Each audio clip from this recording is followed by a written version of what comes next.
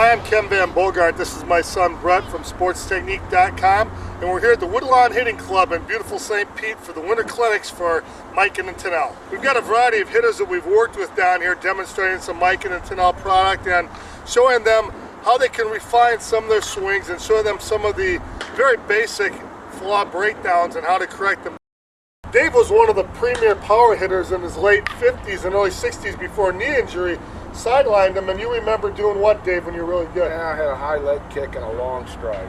And you really went out and got the ball, you told me. You had to go get it. You had to go get it. And going and get it, if you think about it in retrospect, you're down here now with hardly any stride. Well, going out and getting it probably meant you really had an aggressive stride forward, you let your weight come ahead, transfer, rotate, and drive, right? That's a fact. Today's objective is to set up a stronger push off the back foot and a longer stride for Dave. Let's take a look at three of today's top super major players, Jeff Hall, Chris Larson, and Greg Cannell, and see how they use a strong stride to help maximize the power of the hip rotation.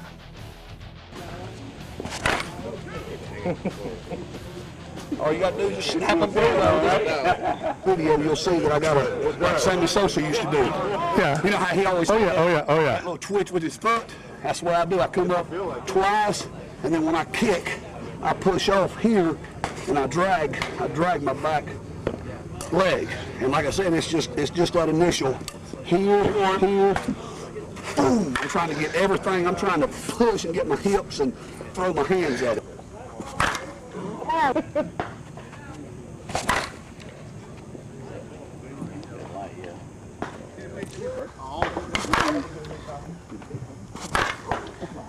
I did it home run in. I don't have strong legs at all. If I can go from here and know when I'm meeting that ball, if I'm out here and I'm already coming forward and thrusting, by the time I'm hitting, I should have all my force into it. Here we see a great thrust forward. The front foot hits hard, the weight transfers, and we convert this all to a great rotational drive.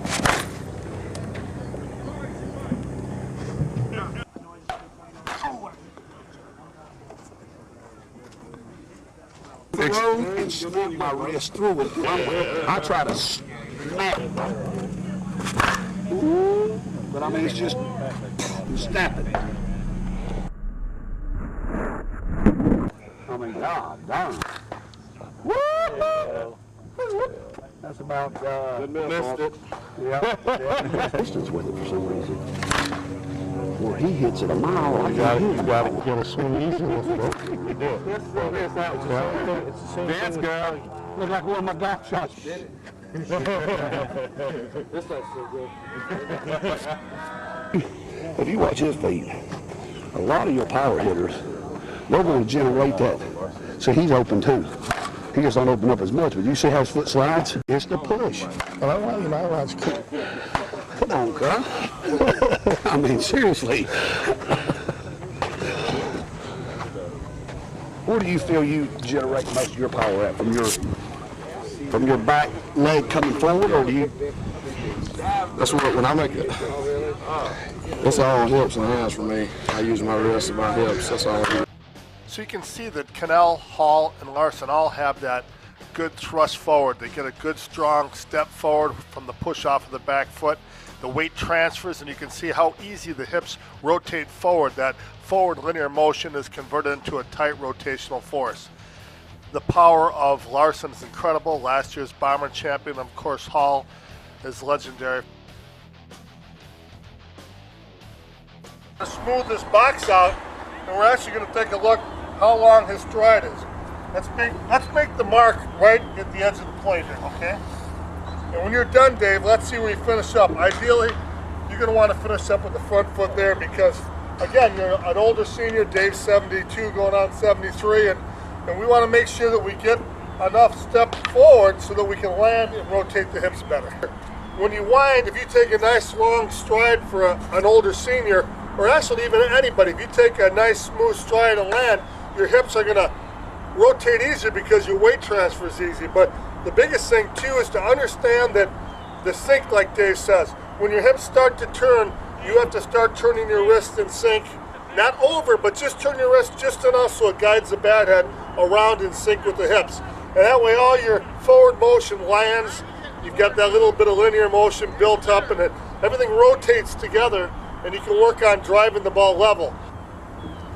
Freeze, freeze, freeze. I stepped on it. Yep, he stepped it, okay. You notice anything on that time and you got to go out a little bit sooner? Go after it. Turn the wrist right away, nice and gradually. Absolutely beautiful, Dave. How'd that feel? Feels great. And what's the difference? I should have stopped. Where'd I end up? Out here somewhere. Yep, your foot is landing right where we made the mark, so you're getting a decent stride. And the wrist turn, though, could you feel it that time? Yeah, the ball jumped off there. For Dave, just that long, strong stride has made it more natural for him to drive the hands ahead and toward the wrists, something he's been very deficient in. And if you get that weight going forward, like Hall says, it's much easier to drive the hands and torque the wrists and drive the ball away from you. But of course, as Dave got tired, he started to slip back to a shorter stride again, an old habit. Okay, I think now remake your marks again. Remake your marks.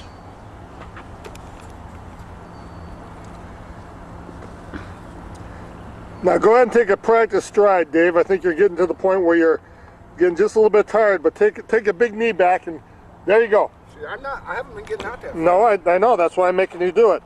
Do it again. See?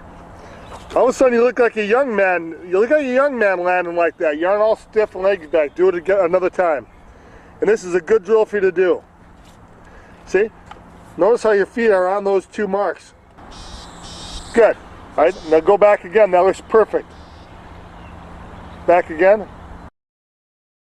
Okay, now all you got to do, Dave, is that one step. Just what you did, the wind. Let yourself fall forward and land, and then turn the wrist. Let's see you take a few more here.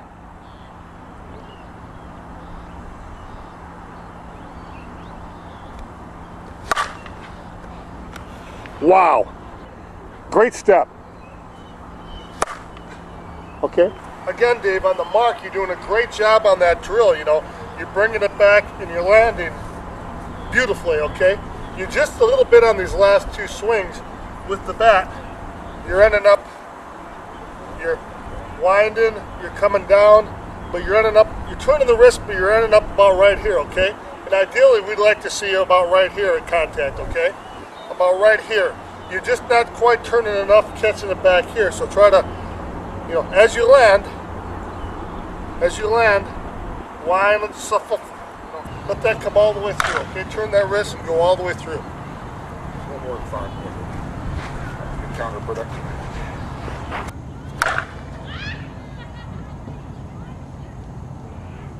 Hardly any load up at all, just 5% effort almost, just getting yourself to here, but then exploding this as quick as you can.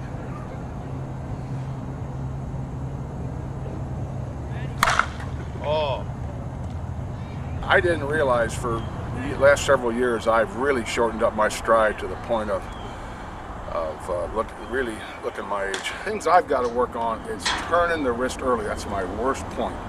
Got to turn that wrist early, and I've got to take a powerful stride with a nice hip turn. Get the wrist to turn in conjunction with the hips. Dave North has got himself back hitting over 300-foot fence due to this strong stride and better hip rotation. Now we need to start working on a great hip drive, drive of the hands, and torque of the wrist to drive the ball away from you like you see Jeff Hall doing. Once Dave does this, he's going to add another 30 or 40 feet. We're going to cover this in the Swing Makeover Series number 2, where Dave works on developing a great drive of the hands and torque of the wrist to drive the ball away. We want to thank Mike and Tinell for being sponsors of this. We use the MV3 and the Denny Crane Psycho here on a baseball field, and the ball was just flying. It's 345 down the line, it's 410 center. The MV3 and the Denny Crane Psycho are extremely durable and two of the hottest bats we've ever swung. Also want to thank Tinell for providing us shoes for the video shoot. Their turfs are incredible, and they really have a safety feature with the 360. Look at their website. Also want to thank PitchSafe for providing the safety screens. The durability and portability are amazing for those things. Makes it easy to take them along with. I want to thank Softball Magazine for giving us access to the pros that we shot in the video here. Softball Magazine Spring Training is amazing. The magazine is absolutely over the top, beautiful. It covers a lot of things. And go to their website. They have Bat Wars. It's just unbelievable, the scope of things. It's your one stop for anything you want to know about softball. So look forward to seeing you on part 2, lesson 2 of the Swing Makeover series, torquing the hips, driving the hands, and torquing the wrists. We'll see if we can get Dave North hitting the ball back up to 360 feet. Listen at this bad boy. Good miss. Listen at this and ring. You're not hitting the first ball out. Why? Another good miss.